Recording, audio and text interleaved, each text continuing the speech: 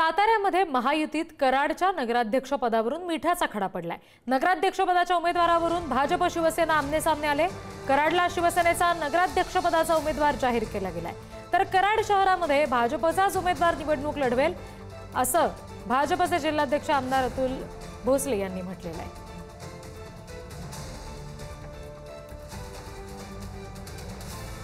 तर मी राजेंद्र सिंह यादव यांचं नाव पुढे केलेलं आहे आणि ते फायनल नाव आहे की आमच्या पक्षातून एकच उमेदवार असला तर असणार तो राजेंद्र सिंह यादव असणार।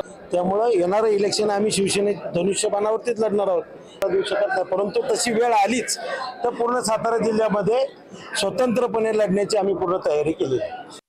आमचं असं मत आहे की महायुतीचा नगराध्यक्ष व्हावा।